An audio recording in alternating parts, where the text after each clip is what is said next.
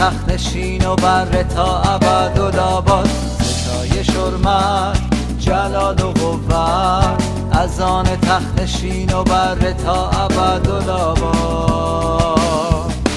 بره خدا جانش را در راه نجات مردم قربانی کرد. لایق است که او باشد صاحب جلال و قوت، حکمت و دولت. ستایش حرمت جلال و قوت از آن تخت نشین و بر تا ابدالآباد. ستایش حرمت جلال و قوت از آن تخت نشین و بر تا ابدالآباد. لیاقت داری تو ما را از پدرت بگیری، مهرش باز کنی.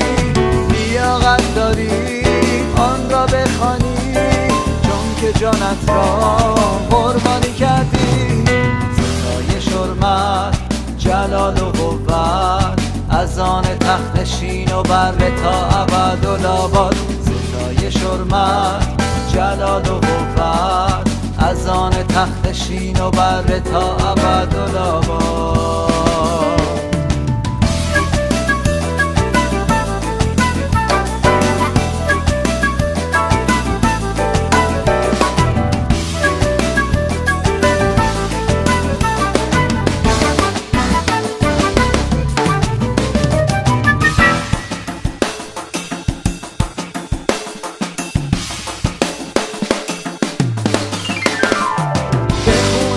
مردم را از هر ملت خریده و آزاد کرده ای، ایشان را مثل هدیه‌ای زیبا به حضور وی تقدیم کرده ای.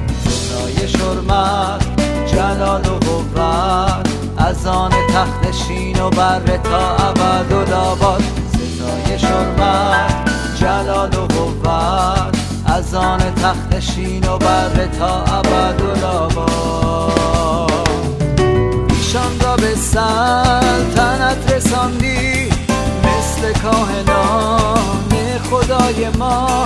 ستایش می‌کنیم نام تو را خداوند ما، خداوند ما. ستایش حرمت جلال و قوت از آن تخت نشین و بر تا ابدالآباد. ستایش حرمت جلال و قوت از آن تخت نشین و بر تا ابدالآباد.